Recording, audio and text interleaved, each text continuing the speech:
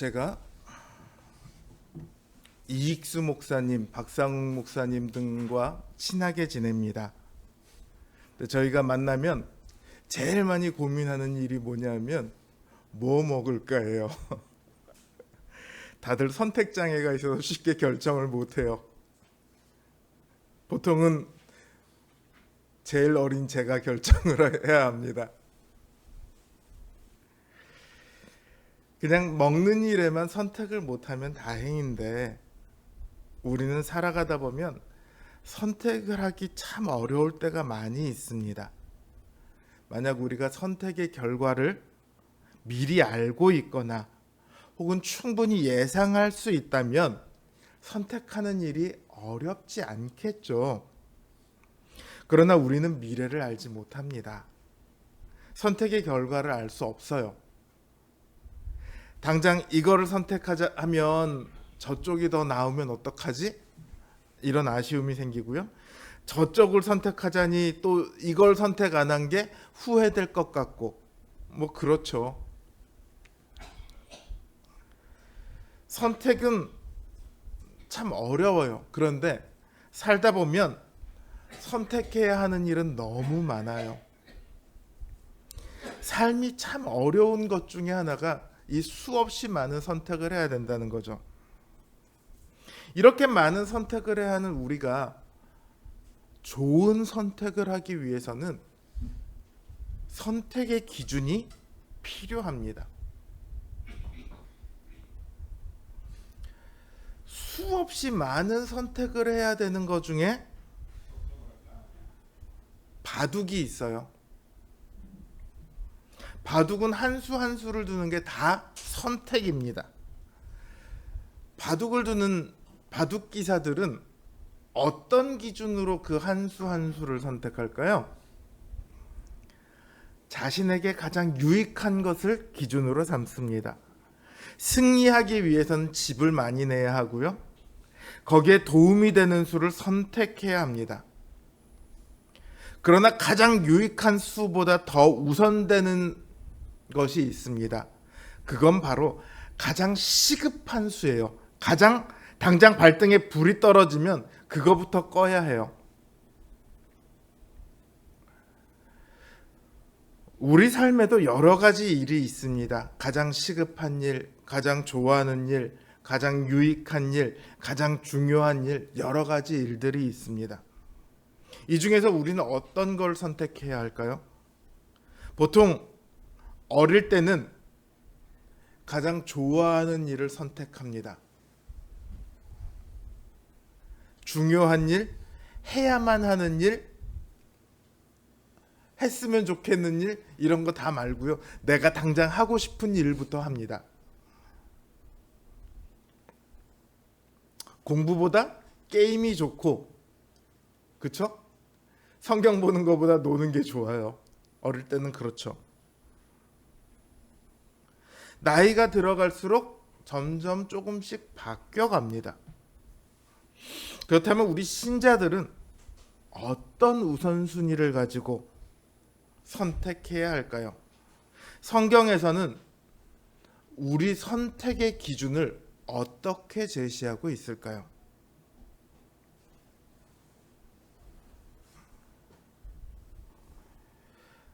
오늘 본문에서 이야기하고 있는 모세는 이스라엘 백성을 구원하라는 하나님의 명령을 받았습니다. 그래서 바로 왕 앞에 가서 하나님의 백성들을 놓아서 보내주십시오, 이렇게 얘기를 해요. 바로가 그 말을 듣습니까? 안 듣죠. 바로는 순순히 이스라엘 백성을 놓아주지 않습니다. 왜냐하면 이스라엘 백성은 애굽의 큰 노동 자원이에요.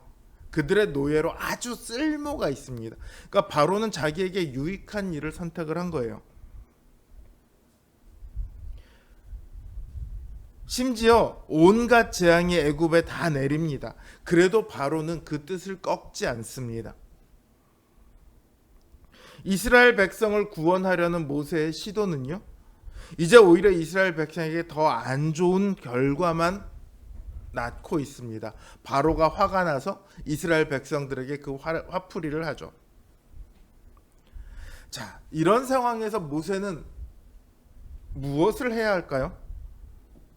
한 걸음 뒤로 물러서서 상황을 보며 기회를 다시 노릴 수도 있을 겁니다. 혹은 이스라엘 백성들을 모아서 군대를 조직해서 애국과 싸우는 선택을 할 수도 있을 거예요.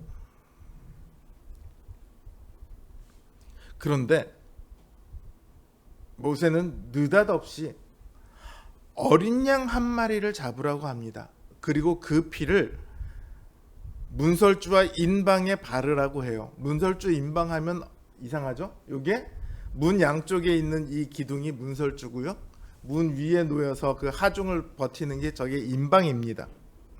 이거를 바르래요. 그러니까 문 들어간 입구 전체를 칠하는 거죠. 상식적으로요. 바로가 언제 이스라엘 백성들을 어떻게 탄압할지 모르는 상황입니다. 굉장히 긴장이 아주 언제 전쟁이 터져도 이상하지 않을 만큼 그렇게 긴장된 상황이에요. 거기서 갑자기 어린 양을 잡으십시오. 그리고 그 피를 문설주와 인방에 바르십시오. 이게 지금 상황의 답이 될 수 있을까요? 바로 왕과 대치하고 있는 상황인데 어린 양을 왜 잡습니까? 그리고 그 피를 왜 문에다 바릅니까? 이해할 수 없는 선택이죠. 그걸 하면 지금 상황이 해결됩니까? 어느 누구도 납득할 수 없는 명령이에요. 그러나 모세는 그 명령을 이스라엘 백성들에게 내려요. 아무도 이해할 수 없고 납득할 수 없지만 모세만큼은요, 그 명령에 대해서 확신합니다. 왜냐하면 그 명령을 주신 분이 하나님이시거든요. 모세에겐 그 사실이 가장 중요했습니다. 어린 양을 잡으면 그게 무슨 효과가 있는지, 어린 양의 피를 인방과 문설주에 바르면 그게 무슨 효과가 있는지 모세도 몰라요. 전혀 몰라요. 그런데 그걸 자기도 모르지만 하라고 합니다. 왜요? 하나님께서 그렇게 명령하셨으니까요. 모세에겐 하나님이 그 명령을 하셨다는 그 사실이 제일 중요했습니다. 모세 자신을 부르셔서 이스라엘 백성을 구원하라고 하신 분도 하나님이시고 각종 재앙을 애굽에 내리신 분도 하나님이십니다. 모세는 하나님께서 이스라엘 백성을 반드시 구원하실 것임을 믿었습니다.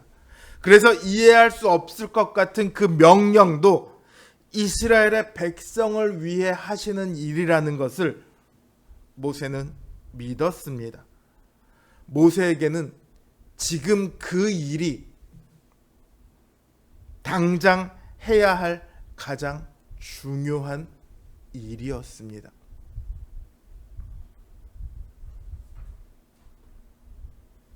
그럼 하나님께서는 왜 그런 명령을 주셨을까요? 그건 하나님께서 행하신 일을 보면 알 수 있습니다. 출애굽기를 보면 그날 밤에 하나님의 명을 받은 천사가 온 애굽 땅을 심판을 행합니다. 하나님의 심판이 온 애굽을 휩쓸고 지나갑니다. 그 심판 아래에서 모든 집의 장자와 짐승의 처음 태어난 새끼가 다 죽습니다. 장자는 그냥 맏아들이 아닙니다. 장자는 가문의 모든 것을 이어받는 존재이기도 하고요. 종교적으로도 그 가문에 주어진 신의 축복을 이어나가는 존재이기도 합니다. 장자는 그 후대에 대한 모든 약속을 가지고 있는 상징이에요. 그런 장자가 죽습니다. 이거는 그 가문에 주어진 신의 축복이 이제 끊어질 거다라는 의미를 갖고 있어요. 근데 그 일이 한 집안에만 일어나도 당장 그 집안은 난리가 날 텐데 온 애굽에서 일어납니다. 애굽에서 생명을 담당하는 신은 이시스라는 신이에요. 그리고 죽음을 관장하는 신이 있습니다. 오시리스와 아누비스입니다. 또 이 오시리스와 이시스의 사이에서 태어난 신이 있어요. 호루스라는 신인데 이 신은 애굽 왕가를 보호하는 신입니다. 근데 애굽 전체의 장자가 죽습니다. 바로의 장자도 죽어요. 이 모든 신들이 여호와께 패배했다. 여호와는 그 신들보다 더 강한 신이다. 진짜 신이다.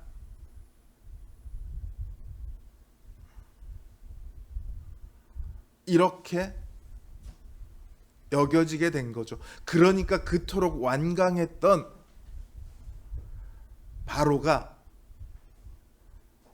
비로소 모세를 불러서 야, 가고 싶은 대로 가라. 네 백성 다 데리고 가라. 필요한 거 있으면 뭐든지 말만 해라. 내가 다 줄 테니까 다 갖고 가라. 제발 좀 가라 이제는. 이렇게 이야기를 합니다. 니네 하나님이 진짜 하나님인데, 니네 하나님이 진짜 힘센 하나님인데 우리는 그냥 우리 신하고 살 테니까 니네는 니네 신하고 살아. 그 힘센 신들이랑 따라서 나가버려. 이렇게 이야기를 하는 거죠. 이 하나님의 심판을 통해서 온 세상의 참된 신이 누구인지 비로소 드러납니다. 뿐만 아니라 그 참된 신인 여호와 하나님께서 온 세상을 심판하신다는 사실도 함께 드러났습니다. 그런데 그 온 땅을 뒤덮은 하나님의 심판에서 살아난 사람들이 있어요. 누가 살아났죠? 이스라엘 민족이 살아났습니까? 아니요. 이스라엘 민족이 살아난 게 아니라요. 모세가 명한 대로 어린 양을 잡아 문설주와 좌우 임방에 그 피를 뿌린 사람과 그 사람의 집안만 살아났습니다. 이스라엘 민족이라고 다 살아난 게 아니에요. 그 명령대로 행한 사람만 그 심판에서 살아남습니다. 심판의 천사가 심판을 행하다가요, 그 집 문설주와 임방에 어린 양의 피가 있는 것을 보면 그 집을 건너뜁니다. 그래서 유월입니다. 유월, 넘을 유자에, 지나갈 유자에 넘을 월자를 써서 뛰어넘어간다는 소리예요. 그 집을 건너뛰었다는 소리예요. 그래서 유월절입니다. 오직 모세를 통해 주신 하나님의 말씀을 믿고 순종하여 어린 양의 피를 바른 집만이 그 심판에서 제외되었습니다. 하나님께서는요, 이스라엘 백성들을 구원하셨어요. 근데 그 구원이라는 것이 단순히 노예였던 히브리 사람을 압제하는 애굽의 손에서 구원하신 것이 아니에요. 노예의 해방이 아닙니다. 심판을 받을 세상으로부터 오직 믿음을 가진 사람들만을 그 심판에서 제외시킨 거예요. 그 심판으로부터 건져내신 거예요. 심판의 나라에 있던 사람을 옮겨서 생명의 나라로 옮기신 거예요. 이게 바로 하나님께서 행하시고자 하는 궁극적인 일, 구원의 참된 의미입니다. 오늘 성경 본문을 보십시오. 그 긴박한 상황에서 유월절 예식을 정했다고 말하고 있습니다. 왜 이 유월절 예식을 정했습니까? 애굽의 손에서 벗어나기 위해서라고 말하고 있습니까? 평안하고 행복한 삶을 위해서라고 말하고 있습니까? 아니에요. 뭐라고 말하고 있습니까? 멸하는 자로 저희를 건드리지 않게 하기 위해서. 그걸 위해서 유월절 예식을 행하셨어요. 노예의 삶에서 벗어나는 것이 중요한 것이 아닙니다. 더 이상 압제받지 않는 것이 중요한 것이 아닙니다. 편안하고 부유한 삶을 살아가는 것이 중요한 것이 아니에요.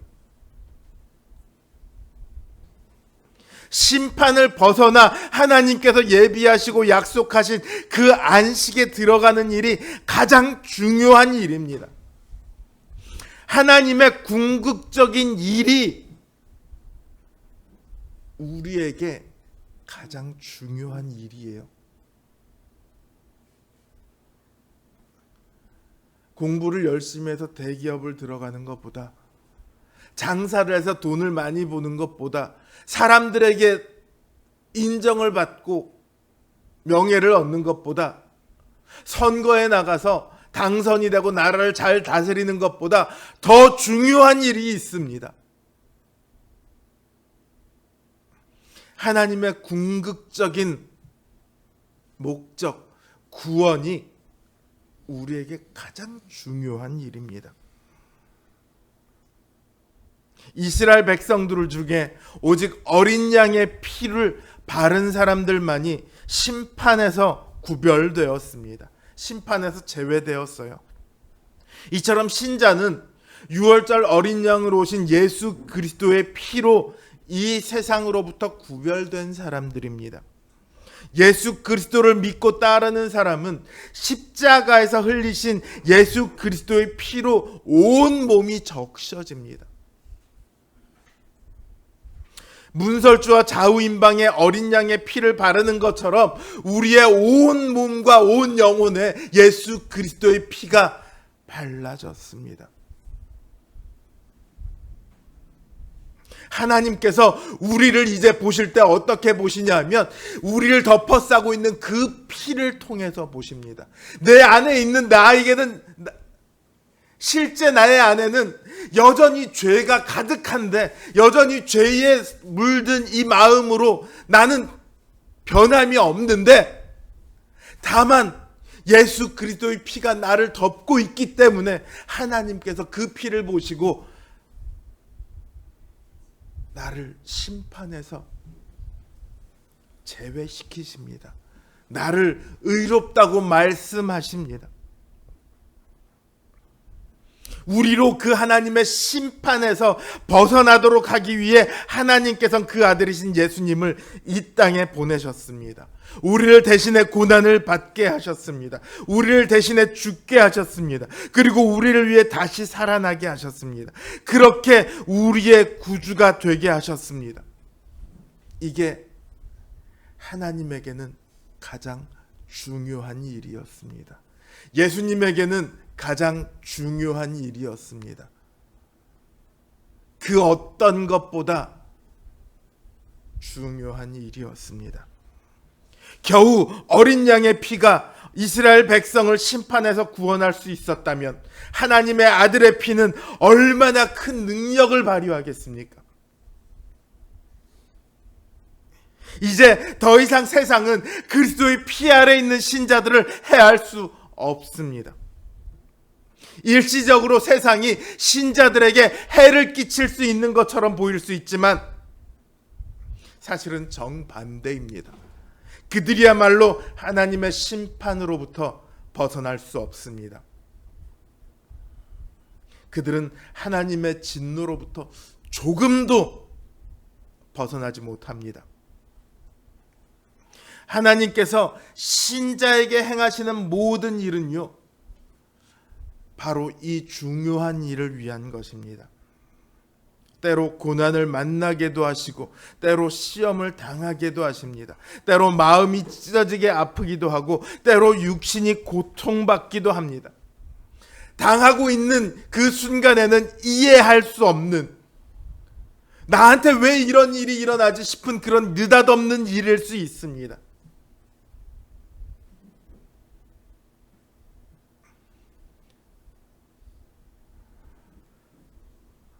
우리 아들들이 공부를 제가 중학교 때, 고등학교 때보다 열심히 해요.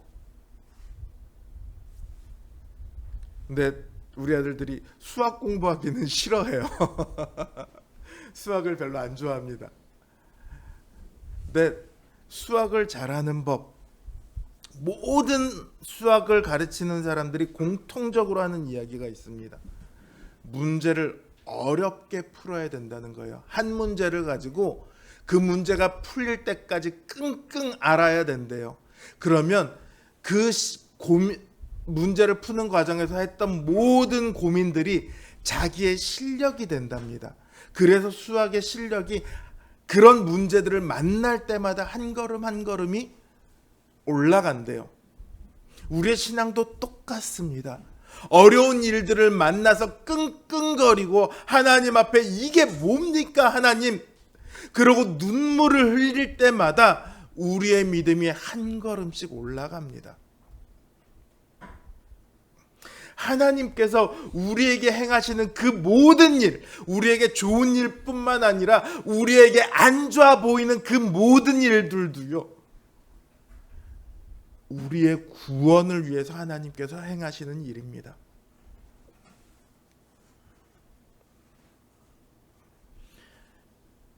우리에게 가장 중요한 일은요,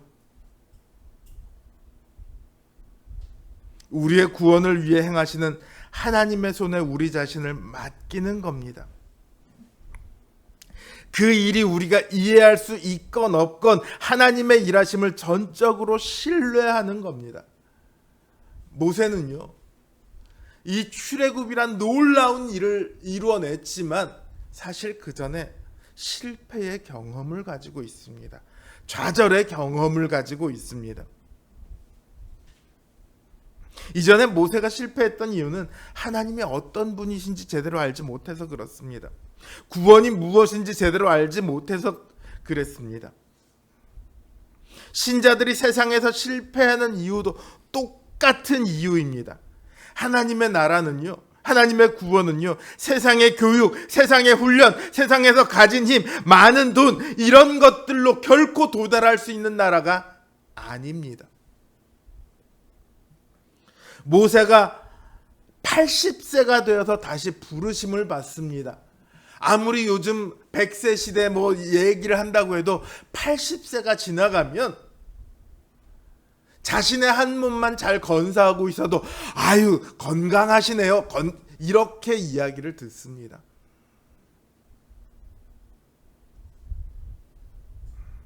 근데 하나님께서는 그 모세를 80세가 되어서 부르세요. 그리고는 이스라엘 백성을 구원하도록 그 당시 최고 강대국인 애굽의 바로 앞으로 보내십니다. 모세가 80세가 되어서야 부르심을 받은 이유는요, 이제 더 이상 자신의 힘으로 무언가를 할 수 없다는 것을 깨달은 나이이기 때문입니다. 왕자로서 40년을 살았습니다. 이스라엘 백성을 구원하는데 실패했죠. 그리고 광야로 도망갑니다. 그 광야에서 40년 동안 모세는 어떤 생각을 했을까요? 어떤 심정으로 그 광야의 40년을 보냈을까요? 자신이 아무것도 아니고 더 이상 어떤 것도 할 수 없다는 그 사실을 철저히 그곳에서 느꼈을 겁니다. 더 이상 자신이 의지할 그 어떤 것도 남아있지 않게 되었습니다. 그제서야 하나님께서는 모세를 부르십니다. 하나님께서 모세에게 원하시는 것은요, 모세의 어떤 능력이 아닙니다. 왕자라는 지위나 인맥이나 권력이 아닙니다. 모세가 받았던 어떤 학문의 훈련들이 아닙니다. 하나님께서 모세에게 원하신 것은 그저 믿음 하나였습니다. 오직 하나님의 능력만을 의지하고 이해할 수 없어 보일 때도 하나님의 말씀에만 순종하는 그 믿음을 원하셨습니다. 모세가 애굽으로 이스라엘을 구원하기 위해 내려갈 때 그의 손에는 칼이나 학문이나 군대가 아니라 오직 하나님의 지팡이 그 하나뿐이었습니다. 모세의 훈련은, 하나님께서 훈련시킨 모세의 훈련은요, 무언가를 쌓아가는 훈련이 아니었습니다. 오히려 자신이 가지고 있던 것들을 하나씩 하나씩 내려놓는 훈련이었습니다. 하나님께서 애굽으로 가라고 하셨을 때 모세가 뭐라고 얘기하냐면 자신은 아무 자격도 없고 힘도 없고 지식도 없고 심지어 말하는 언변도 없다고 말을 합니다. 그때 하나님께서 모세에게 야, 넌 지식도 없고 학문도 없고 아유, 내가 너 같은 애 뭐하러 써야 되냐 이렇게 말씀하지 않으세요. 하나님께서 뭐라고 말씀하시냐면 단 한마디를 하십니다. 내가 너와 함께 하리라. 모세가 모든 것을 놓고 오직 하나님의 능력만을 붙들었을 때 모세와 이스라엘 민족은 비로소 하나님의 큰 구원을 경험할 수 있었습니다. 이 원리는 오늘 우리에게도 동일한 원리입니다. 하나님께서는요, 우리에게 다른 어떤 쓸모를 요구하시지 않습니다. 말 잘하는 것, 뭐 어떤 능력, 아무것도 원하지 않으십니다. 오직 믿음, 하나님을 전적으로 신뢰하고 의지하는 믿음만을 요구하십니다. 그리고 그 믿음을 가진 이들에게 하나님께서는 필요한 모든 은사와 성령의 능력을 허락해 주십니다. 기존에 가지고 있던 능력이 아니라 성령의 능력으로 일하도록 하십니다. 우리의 삶을 하나님께 맡길 때 하나님께서는 우리의 삶을 책임지십니다. 왜냐하면 우리는 이제 구별된 하나님의 것이기 때문입니다. 그리스도의 보혈은 하나님께서 우리를 얼마나 완벽하게 구원하시고 얼마나 완벽하게 책임지시는가에 대한 증거입니다. 예수 그리스도께서는 우리와 함께 계시기 위해 그 하늘 보좌를 버리고 이 땅에 오셨습니다. 우리에게 가장 중요한 일은 이 그리스도의 보혈을 신뢰하고 의지하는 것입니다. 그 긴박한 상황에 어린 양을 잡아 그 피를 문설주와 임방에 발랐던 그 사람들처럼 지금 우리의 상황이 어떠할지라도 그 그리스도의 보혈을 붙드는 겁니다. 그러면 우리의 삶이 변화가 됩니다.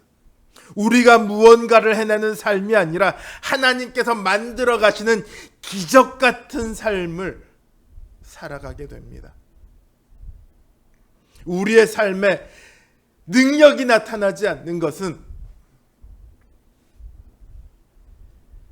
아직 우리가 우리의 능력과 우리의 지혜를, 우리의 힘을 의지하고 있기 때문일 것입니다.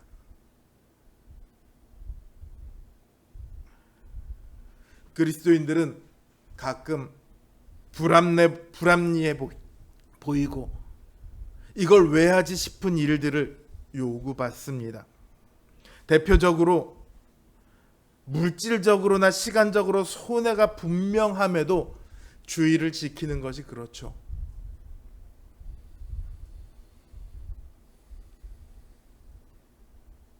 어떤 사람이 제가 기독교인인지 목사인지 모르고 그런 얘기를 하더라고요. 뭐 교회 뭐하러 가? 선량한 시민들한테 돈이나 삥 뜯는데 뭐하러 가? 교회는 선량한 시민들의 돈을 삥 뜯지 않았죠. 신자들의 헌금을 받았을 뿐이죠. 믿지 않는 사람들의 돈을 삥 뜯은 적이 없는데 그런 오해를 뒤집어 씌우면 안 되죠. 그러나 신자들은 기꺼이 헌금을 합니다. 왜냐하면 자기가 하나님의 나라에 소속되어 있음을 믿기 때문입니다. 세상 사람들이 볼 때는 시간과 돈을 들여서 헛짓을 하는 것처럼 보입니다. 그러나 우리는 알죠. 그것이 헛된 일이 아니라는 것을 알고 있습니다. 하나님께서 우리에게 요구하시는 그 모든 일들, 세상 사람들이 보기에는 불합리하거나 손해보는 일 같은 그 일들이 우리를 세상 사람들과는 전혀 다른 삶으로 이끌어 갑니다. 그게 우리에게 요구되는 의무이면서 동시에 우리에게만 주어진 특권입니다. 그런 삶을 살기 위해서는 우리의 마음이 거기에 있어야 합니다. 신자들이라고 해서 늘 마음이 하나님과 하나님의 명령으로 가득 찬 것은 아닙니다. 성령이 충만할 때가 있는가 하면 오히려 그 성령이 마음에서 거의 소멸되다시피 하는 때가 있습니다. 우리의 마음은 우리가 무엇을 주로 생각하고 묵상하느냐에 영향을 받습니다. 유명한 프로게이머들은요, 잠꼬대를 할 때 게임의 내용을 가지고 잠꼬대를 한다고 합니다. 꿈에도 그 게임하는 꿈을 꾸는 거죠. 바둑을 한참 재미있게 둘 때는요, 자려고 딱 누우면 지붕에 바둑판이 생겨요. 거기서 바둑을 막 두기 시작합니다. 당구를 한참 배울 때는요, 수업을 들어가면 친구의 머리와 교수님의 머리가 당구공처럼 보입니다. 이걸 요렇게 치면 요렇게 해서 요렇게 맞을 텐데. 우리가 현실을 묵상하면 현실의 영향을 받습니다. 눈앞에 현실이 커져요. 당장 눈앞에 닥쳐온 상황이 두려워서 거기서 벗어날 수 없게 됩니다. 그러나 하나님의 일을 묵상하면 다릅니다.